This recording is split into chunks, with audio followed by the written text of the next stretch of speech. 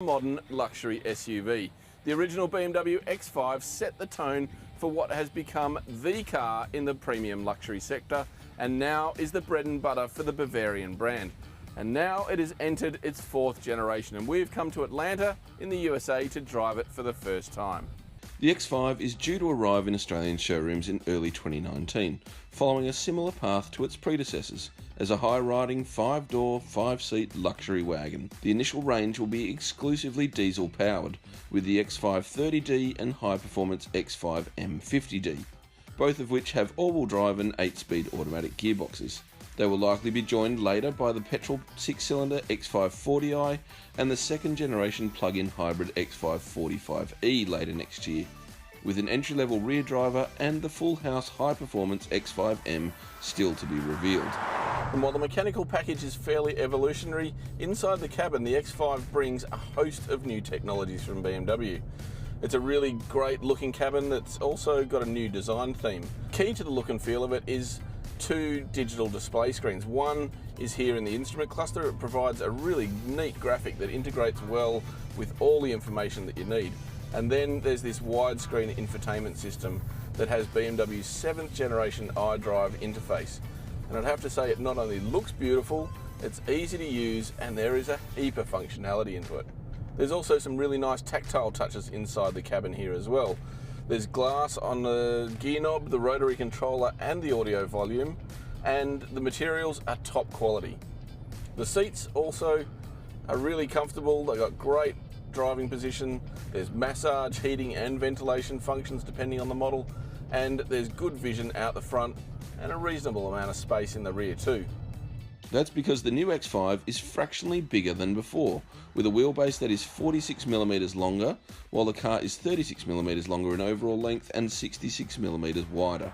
It will be available in a 5-seat configuration as standard, with an optional 7-seat layout soon after it launches. There's even more practicality than before too, with a larger boot that measures 650 litres in total volume, and features an electronically retractable cargo blind that stows away under the floor, while there's also rubber strips that rise from the floor to keep cargo secure when on the move, but they disappear when stationary to make loading easier.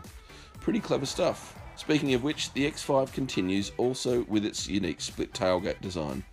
And as you'd expect, considering the rapid pace of development of electronics at the moment, the X5 also brings the latest in semi-autonomous driving aids from BMW. This is the most advanced car it has built to date. There you go, I can drive without my hands for a short period of time, but what this does really cleverly is when it detects that it needs a bit more supervision, it'll bring up these yellow markers on the steering wheel and also a dial on the dash. And then if you don't recover control, it will turn red in a second here. Wait a minute. There you go. And basically it will start to bring the car to a halt. That obviously thinks that you've lost control of the car, and it will automatically call the emergency services too. Pretty smart stuff. The X5 30D is powered by a 3-litre 6-cylinder with 2 turbochargers that produces 195 kilowatts and 620 newton meters. Certainly adequate, but why have 2 huffers when you could have 4? With the M5 50D increasing its power outputs to 294 kilowatts and 750 newton meters, giving it the ability to accelerate from 0 to 100 kilometers an hour in just 5.8 seconds. As for that engine, it is an absolute monster. It doesn't feel like a diesel motor at all. In fact, it just feels like a very big engine. That quad turbocharging system is virtually lag-free, because all you have to do is breathe on the throttle and the thing just warps the horizon towards you pretty damn rapidly. It also sounds pretty nice as well. Doesn't sound like a diesel at all. It's got a really sort of sonorous 6-cylinder note to it. You certainly wouldn't be disappointed with this as a performance option. And as for how the rest of the package drives, it is a sweet machine. The M50D that we're driving comes standard with air suspension. That gives it the sort of duality of comfort and performance. Over the bumps, it soaks them up to be really comfortable, and then when the bends come around, you simply hit the sport button and it all hunkers down and it chews through corners like you wouldn't believe. The chassis has been completely overhauled with some new trick bits. All models will come standard with adaptive dampers, but there are 2 optional suspension systems available.